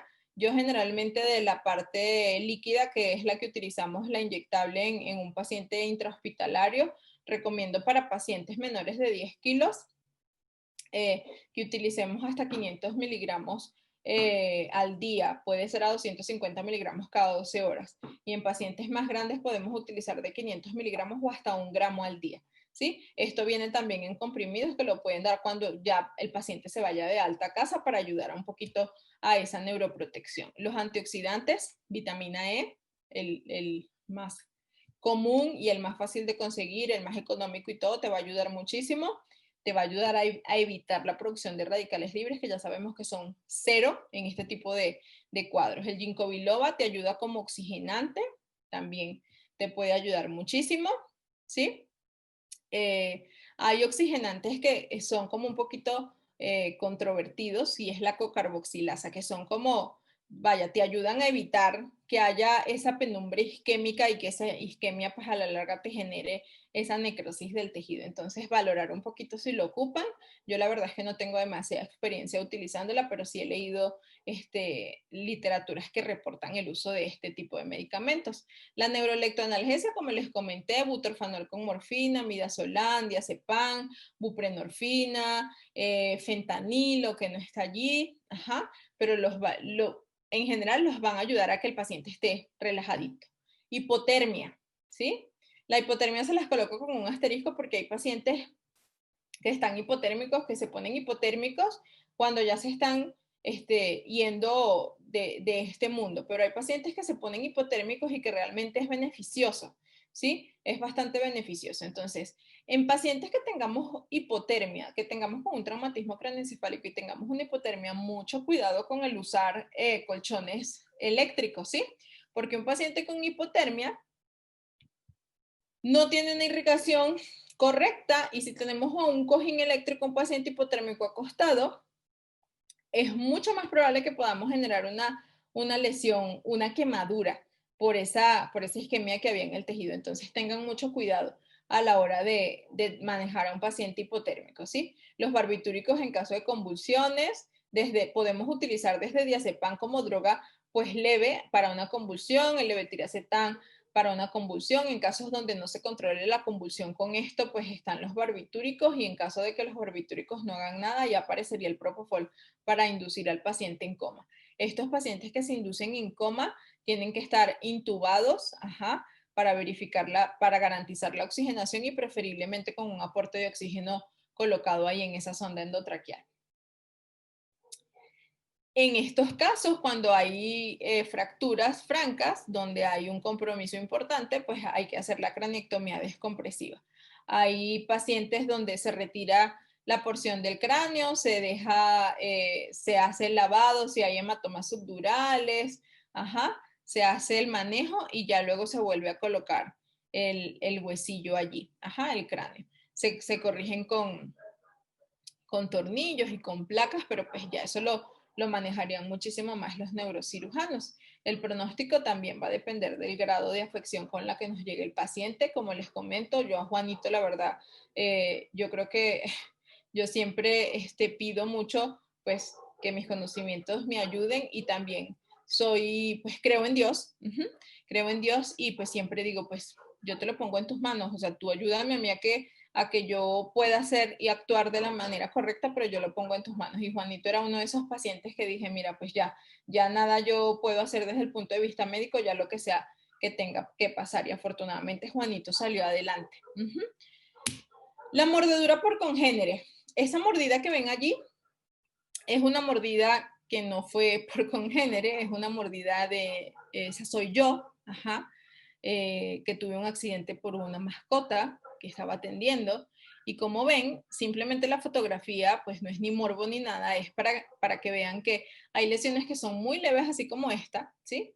Independientemente del tamaño de la mascota. Yo soy una persona que soy bastante delgada, soy de contextura delgada, peso 50 kilos y el paciente pesaba 35 kilos. Y como ven, está en una zona muy cercana al cuello, está en una zona muy cercana a la nariz, si me voy un poco más arriba a mis ojos, si me voy un poco más hacia el lado de la oreja. Entonces, pues esa lesión que está justamente en esta zona pudo haber sido mucho, mucho, mucho, mucho peor por el tamaño del perro y por las cosas que suceden, que sabemos que pues esto no fue algo buscado, esto fue un accidente como la mayoría de las mordeduras por congénere. Entonces, simplemente para que sepamos que podemos tener lesiones muy, muy leves como esta y podemos tener lesiones muy, muy graves como las que vamos a ver a continuación.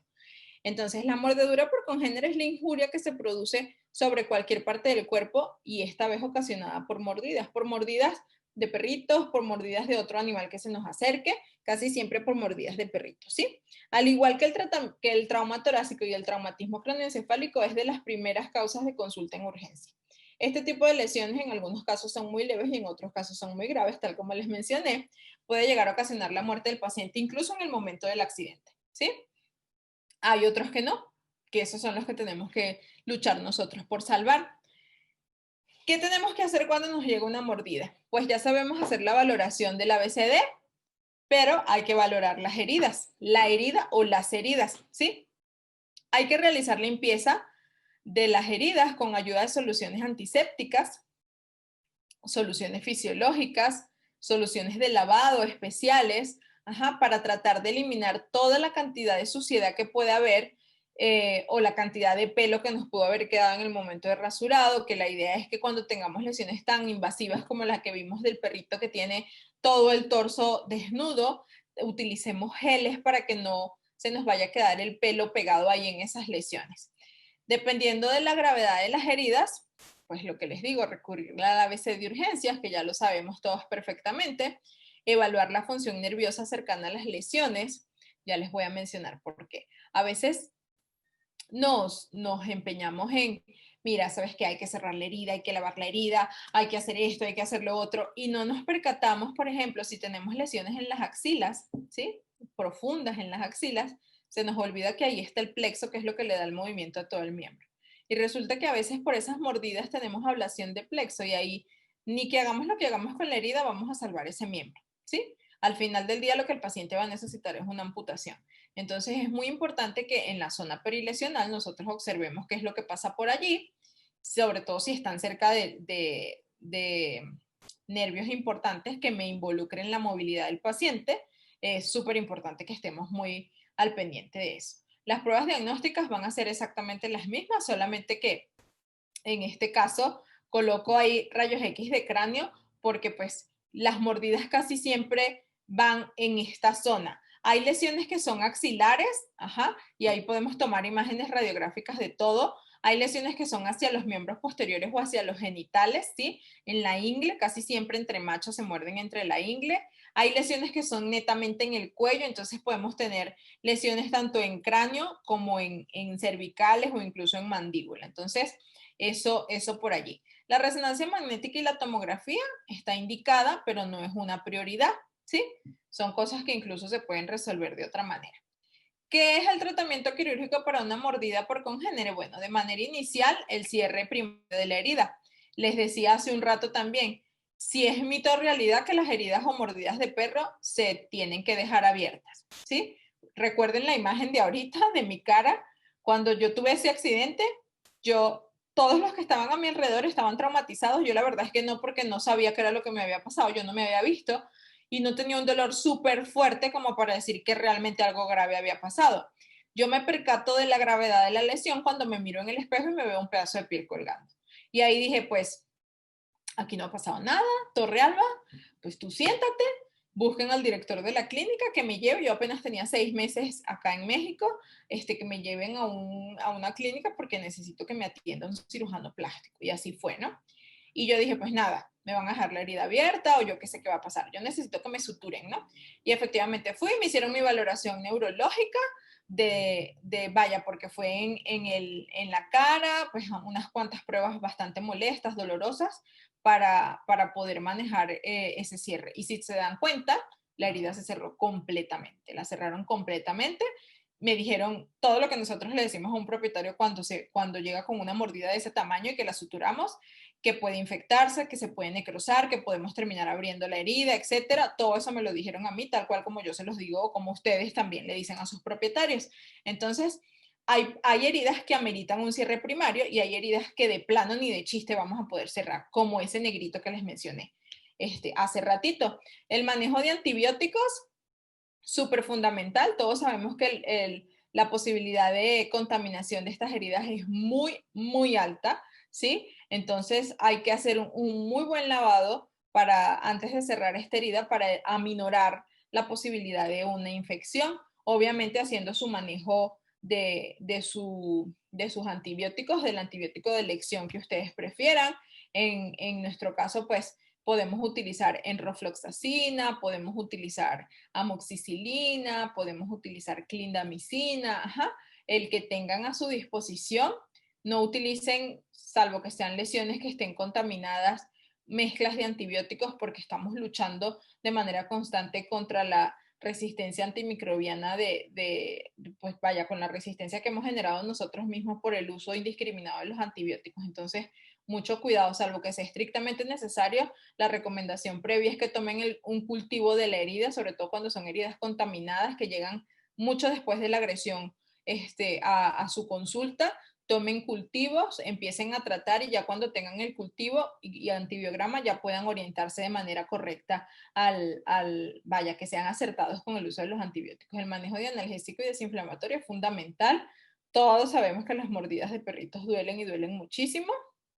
Entonces, utilizar buenos analgésicos en casa, ¿sí? El manejo de la herida, dependiendo si es una herida que vamos a hacer por cierre primario, pues es una herida que vamos a tener que cuidar como cualquier herida quirúrgica, ¿sí? Pero si es un manejo de herida avanzado, pues hay muchas otras cosas que vamos a tener que hacer para que esa herida pueda cerrar sin problema. Aquí lo que les mencionaba, este es un paciente que llegó a nuestra consulta y fíjense dónde tenía la lesión, justamente en la axila. Este pacientito terminó con una ablación de plexo braquial y terminó amputado. ¿Sí? Entonces, allí, mira, ni que hiciéramos lo que hiciéramos para corregir de manera correcta ese cierre de la herida, al final del día íbamos a tener que quitar el miembro. Entonces, pues aquí lo que se hizo, esta imagen fue como muy de entrada cuando llegó, pues hacer la limpieza, el lavado y al día siguiente se programó para hacerle su amputación. Este paciente es el paciente de la fractura de columna. Fíjense, las incisiones que son mínimas, mínimas. Y eso nos generó ese trauma torácico, nos generó esa fractura de columna y nosotros vemos solamente 3 heridas punzantes. y decimos, qué barbaridad, ¿no? A veces vemos pacientes que tienen heridas muchísimo, muchísimo más invasivas y el daño es solamente al tejido blando. Y en este caso, desafortunadamente, este perrito pesaba como 8 kilos y lo agarró un perro como de 30 y lo agarró y lo sacudió. Y bueno, eso bastó y sobró para que hiciera la fractura de columna y para que me generara todo el tema neurológico que vino después. Aquí tenemos a esta paciente con mordida en la cara por un pitbull. Yo no sé si por allá en su país tengan ustedes mucha incidencia de mordidas por pitbull. Yo, mira, amo con todas las fuerzas de mi corazón la raza, soy fan de la raza. De hecho, desde que tuve un poquito más de edad, tuve mestizos de pitbull y tuve una Staffordshire bellísima y era un sol de perrita, pero sé que son medio chifladitos, medio loquitos, entonces son para que estén con propietarios muy, muy, muy, muy, que estén, ¿sabes qué? Muy claros a la hora de educarlos, que se hagan respetar, porque son perros que se desconectan muy fácilmente y que pueden tender a ser agresivos. Esta perrita, si se dan cuenta, es de un tamaño importante y la agarró un pitbull. Ya este pitbull ese mismo día de esta propietaria había mordido a otro perrito que terminó falleciendo. Entonces, desafortunadamente, ese mismo día la propietaria tomó la decisión de sacrificarlo porque era un perro adoptado que venía con conductas malas y pues desafortunadamente pues tuvimos que dormir a este paciente, ¿sí? Si comparamos esta lesión con esta es súper linda al lado de esta, ¿verdad? Aquí, ¿qué se hizo? Se hizo un cierre primario parcial y lo demás se cerró por segunda intención. Entonces, no nos agobiemos. Si tenemos un paciente de este tipo, no empezamos a correr en círculos y a decir, no, pues, ¿qué voy a hacer? Esto es terrible. Siempre hay una solución. Si el paciente está vivo, siempre hay una solución. Aquí les voy a mostrar un video de un paciente que llegó por una lesioncita, bueno, por una mordida. Esto era un pastor, un viejo pastor inglés que tenía 3 incisiones también y eran terrible la abulsión del tejido que hubo. Fíjense cómo se ve todo. Esto lo hicimos las personas que estamos que llevamos un poquito del manejo de heridas en la clínica donde yo laboro. Es mi compañero y yo quienes estamos allí. Y fíjate la cantidad de tejido abulsionado. Habrían personas que hubiesen manejado esto con una sonda de Penrose, con un drenaje pasivo, y la verdad es que no habría sido lo mejor, ¿sí? Aquí vemos que estamos cortando una buena cantidad de tejido, ¿sí? Pero la idea es retirar la mayor cantidad de tejido para poder afrontar esos bordes y garantizar que esa cicatrización sea lo mejor posible. En ese corte de tejido que haces, pues obviamente retirar las incisiones, las mordidas del perrito para evitar que haya foco de contaminación. Aquí vemos la evaluación. Esta evaluación ya está con el paciente completamente anestesiado y desafortunadamente no tengo la captura del video hasta acá, pero este hisopo entraba por acá y llegaba más o menos hasta esta zona. Entonces, la importancia de que vemos lesiones muy pequeñas, pero resulta que son una tragedia griega ahí, ¿no? Entonces, mucho cuidado con eso. O sea, traten de hacer la valoración completa. Si ven que no la pueden hacer con el paciente despierto, ofrecer una anestesia o una sedación profunda para que puedan hacer bien el manejo y puedan definir qué es lo que van a hacer. Si se dan cuenta, acá fíjense cómo se levanta la piel cuando yo hago el movimiento, cómo se levanta la piel hasta acá.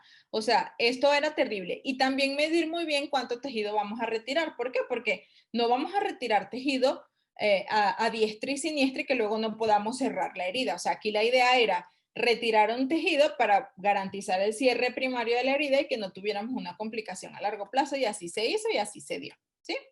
Muy bien, pacientes como este que los muerden y que llegan con las vísceras afuera, terrible, pues a veces incluso llegan con ruptura de órganos, con un sangrado súper importante, pues esta fue una de esas pacientes. Aquí tenemos otra paciente que llegó literalmente había ido a otro lugar, la empaquetaron, le pusieron una gasa impregnada en solución, que eso está muy bien hecho, pero pues no tenían alguien que la operara y la enviaron al hospital donde yo estoy en una guardia mía y fue una tragedia. Ahí la verdad les comento que yo decía, Dios mío, ¿por qué no fui barrendera? Yo creo que habría sido mucho mejor barrendera que estando aquí. De esos pensamientos que dices que a veces incluso ni tú misma te sientes capaz de hacerlo. Yo, este fue uno de esos días. pero afortunadamente Keka, se llama esta paciente, salió.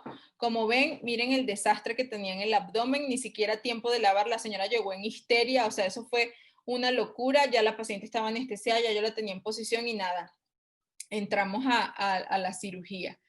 En este caso, fíjense cómo vemos las vísceras literalmente cortadas, literalmente masticadas. Fíjense la falta de vitalidad. Este accidente fue a las afueras de la ciudad. La señora tardó por lo menos 2 horas en llegar al hospital donde yo estoy y la verdad es que fue bien, bien complicada esta pacientita. Hicimos una recesión quirúrgica importante de buena cantidad de tejido. Terminamos haciendo una anastomosis terminoterminal, como ven acá.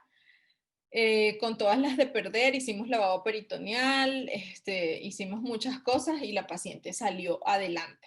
Contra todo pronóstico, porque la verdad yo apostaba nada a que esa paciente salía.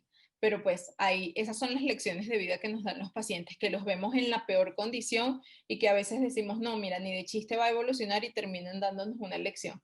Así como este paciente, que lo vimos con el tórax súper perforado, con una laceración pulmonar importante, ya lo vimos de pie al día siguiente. Este paciente fue el que hicimos. En este paciente hay un error. Yo espero que a alguno de ustedes le resuene ese manejo que se hizo y sea capaz de comentármelo, ¿sí?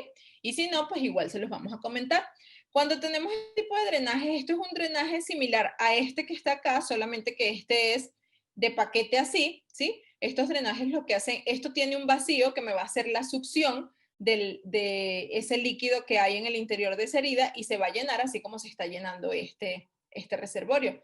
En este caso, estas jeringas tienen vacío ya. Si nos damos cuenta, aquí en esta parte hay como una aguja que yo acabo de atravesar. ¿Para qué? Para que me dé el tope y que no se me regrese el vacío. Entonces, ¿qué es lo que va a pasar? La idea iba a ser que esto se llenara del líquido que definitivamente se iba a producir. ¿El error aquí cuál fue? El error fue que sacamos la sonda por esta salida. Este manejo que hicimos en este paciente era la primera vez que lo hacíamos los encargados del manejo de heridas en la clínica, ¿sí? Entonces, pues, todos aprendemos cometiendo errores y yo en este momento estoy aquí para enseñarlos, pero también estoy para aceptar cuando me equivoco, ¿sí? Y cuando me equivoco, pues a veces nos equivocamos y aprendemos más de las equivocaciones que de las cosas que hacemos bien. Ajá, entonces en este caso, esto no debe salir nunca jamás cuando pongan una sonda de este tipo, la saquen por la misma línea de la herida. Seguramente todos ya lo saben, yo se los comento pues como retroalimentación. Siempre sáquenla por los laterales, ¿sí? Básicamente eso, en este caso. Sin embargo, a pesar de eso, de que salió por donde no tenía que salir, esto estuvo haciendo el trabajo, estuvo drenando el líquido del paciente y esa herida quedó muy, muy bien. Aquí tenemos un pacientito, como ven, esta herida no es una herida nueva, es una herida complicada. Ajá. Ven la cantidad de secreción que hay alrededor. Este es un paciente que lo mordieron en el cuello también. Se dieron cuenta por lo menos 24 horas después del accidente porque tenían a la mascota como en un lugar, en una bodega, y a esta paciente la mordieron estos otros perros y no se dieron cuenta los vigilantes y no se dieron cuenta hasta un día después. La paciente pobrecita llegó en muy mal estado, esta herida pues ya se le hizo un manejo inicial, pero desafortunadamente por el tiempo de evolución no fue el mejor de todos, evolucionó de manera negativa y aquí hicimos un manejo mucho más invasivo. Aquí lo que ven, o sea, sí tengo todas las fotografías, pero pues no la quise colocar para saturar. Aquí lo que ven es, como bien dice, esta lámina es la cura en ambiente húmedo. No sé si ustedes la habrán utilizado alguna vez, yo espero que sí, si no los invito a que lo hagan. Aquí hicimos un desbride, esto que ven aquí son sus yugulares, ustedes no se imaginan el nivel de estrés que teníamos los que estábamos haciendo ese manejo, que somos nuevamente el compañero mi colega que salió en la imagen anterior y yo. Esto eran sus yugulares y nosotros retiramos esas yugulares porque estaban eso no tenía retorno sanguíneo allí. Entonces, retiramos eso, increíblemente decíamos, no, pues ya le quitamos la irrigación, esta paciente se va a morir. No, o sea, se sorprenderían de lo que pasó. Ya luego de que hicimos la limpieza profunda, todo este tejido esfacelar, que es ese tejido amarillo que ven allí, todo eso se retiró, se reavivaron los bordes, etcétera. se colocan se coloca una gasa en la base de la herida, o sea, hagan de cuenta, dentro de esta herida se coloca una gasa, encima de esta gasa se coloca esta sonda, ¿sí? Y se sutura literalmente a la gasa y al tejido, ¿sí? Para que quede como sujeta y que no se vaya a mover allí. Como ven, la salida de la sonda queda por fuera y eso es para que a través de este punto se esté colocando soluciones que me vayan a mantener este ambiente húmedo y por eso se llama cura en ambiente húmedo. Para que esto no se me salga de allí, colocamos unas gasas secas encima y todos estos puntos de suturas que ven ustedes alrededor se llaman postes quirúrgicos y lo que nos va a hacer es fungir para que nosotros hagamos un trenzado, ¿sí? Si se dan cuenta, aquí ya estamos terminando el trenzado, ¿sí? Y lo que nos va a hacer es buscar incluso afrontar un poquito más el tejido, pero en realidad lo que hacemos con este tipo de manejos se hacen en lesiones donde el paciente no se puede dejar un vendaje porque se le va a caer.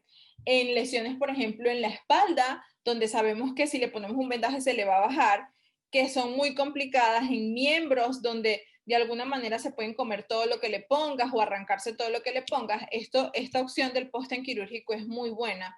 Y la cura en ambiente húmedo es genial. Las soluciones que pueden utilizar son soluciones fisiológicas. No sé si allá por allá tengan algo que se llama Beterivac o tengan algo que se llama Prontosan, que son biguanidas, son soluciones a base de biguanidas y son muy, muy buenas a la hora de curar heridas, ajá, y de hacer curas de heridas avanzadas. O sea, esto es un manejo que va a cerrar por segunda intención, pero no es un manejo que va a cerrar como lo veníamos manejando antes, ¿saben? Con pomadas, con ungüentos, con azúcar en algunos casos. O sea, ahorita se sorprenderían, o sea, podríamos hacer una plática solamente de manejo de heridas, de todas las opciones, de los apósitos, de todas las cosas que hay para hacer un manejo avanzado de heridas, de una herida que por alguna razón no pudimos cerrar de manera primaria. ¿Sí? Muy bien, aquí tenemos los finales felices. Esta paciente precisamente es la anterior, es Suki, se llama. Este es el doctor Alberto. Y ella es, fíjense dónde tiene su cicatriz, que se ve como un tejido como bastante arrugadillo.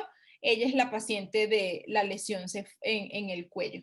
Y esta chaparrita es Keka, es la paciente que tuvo esa mordida en el abdomen y que terminó con las vísceras mordidas y masticadas. Es esta chaparrita quien, honestamente, les repito, yo no pensé que fuera a salir adelante, pero aquí la tenemos vivita y coleando. Esto fue en su retiro de puntos, así que súper contentos. Y estos son los finales felices que debemos perseguir todos los días, doctores, sin importar que tengamos un trauma torácico, un trauma encefálico, una mordida por congénere, siempre tratando de trabajar de la mejor manera, siempre enfocaditos, siempre, si por alguna razón no tenemos conocimientos en alguna área, no tengan miedo, doctores, no tengan miedo y no tengan pena de preguntarle a alguien que consideren ustedes que tenga un poco más de conocimientos en un área. Yo tengo amigos y conocidos por todos lados, gracias a Dios, y gracias al hecho de que, bueno, todos conocen la situación en Venezuela y tengo amigos y colegas extraordinarios regados por todos lados y eso me ayuda a que en algún momento dado de que yo tenga un poquito de inseguridad o que tenga alguna duda con algo que yo esté manejando o de pronto lo esté manejando y no vea que me esté evolucionando el paciente de la manera correcta, miren, el comodín de llamar a un amigo, como quien dice. Entonces, siéntanse libres de hacer, de aprender, edúquense, ¿sí? Y tengan a disposición una tarjeta de una cartera de colegas que los puedan apoyar frente a cualquier situación difícil. El pronóstico en una mordida por congénere va a depender de la gravedad. Hay pacientes que fallecen en el momento del accidente y ahí sí, la verdad es que pues no hay mucho que podamos hacer. Pero hay pacientes como yo que tuve una mordida leve y el pronóstico fue bueno, pues no, me quedó más que la cicatriz en la cara. Hay pacientes como Max, que fue el viejo pastor inglés, que terminó con un retiro de tejido bastante importante, pero la herida cicatrizó sin problemas. Hay pacientes como Suki, que le recortamos las dos yugulares que estaban sin vitalidad y terminó con esa cicatriz allí perfecta y con esa sonrisa. Hay pacientes como Keka que llegaron súper mal y que los médicos que atendían ni siquiera esperaban que iba a evolucionar y contra todo pronóstico ahí está. Entonces, los pronósticos pueden ser desde muy buenos a muy malos. Entonces, lo único que les digo, como les vengo diciendo, la cháchara y la lata desde el principio, sean claros y hablen de manera clara con sus propietarios. La clave de todo esto que hacemos todos los días es la comunicación con nuestros propietarios. Y el cielo no es el límite es la visión que tengan todos ustedes, ¿sí? Es la visión de alcanzar, de llegar lejos, de hacerlo mejor, de ir por más. Siempre vayan por más, no se queden con lo que ya tienen, siempre apuesten por un poquito más, siempre apuesten por hacer las cosas un poquito mejor. Si no saben, voy y lo investigo, si no saben, voy y hablo con el que sabe un poquito más que yo. Miren, no tengan pena, no tengan miedo de hacer eso, porque nadie nació aprendido. Todos iniciamos este camino sin saber absolutamente nada. Hoy en día sabemos un poquito más, pero nunca sabemos, nunca lo sabremos todo. Así que sigamos estudiando y sigamos educándonos, doctores. Muchísimas gracias a Podium por ser patrocinador de este evento. Gracias por la invitación. La verdad es que fui muy sorprendida, gratamente sorprendida por la invitación y halagada sobre todo porque me hayan tomado en cuenta para poder conversar un poquito con ustedes acerca de estos temas. Entonces, muchísimas gracias.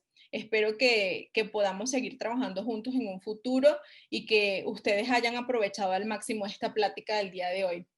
Asimismo, gracias a Sofía también por esa invitación, por la confianza que depositaron en mí. Como dice el doctor Gianfranco, pues una persona que apenas va iniciando en el área de las conferencias, de pronto con mucho temor y con mucho miedo, con inseguridades, pero aquí estamos dando lo mejor de sí, intentando enseñarles lo poquito que sé y esperando que de alguna manera les haya servido para algo. Así que muchas gracias a Podium y a Sofía. ¿Sí? Esta es la Clínica Veterinaria del Bosque.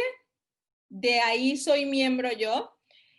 Por acá en México, a la orden, por cualquier momento que estén por acá, si quieren hacer alguna pasantía, alguna práctica profesional, aquí están las puertas abiertas. El doctor Ávila es el director de la clínica, junto con la doctora Sandra Olivera, son los directores de la clínica, y créanme que ellos, todo ese grupo de médicos que ven allí, trabajamos codo a codo todos los días por hacer las cosas de la mejor manera posible. Como todos, no somos perfectos, tenemos errores y aprendemos día a día de las equivocaciones que tenemos. Muchísimas gracias, doctores.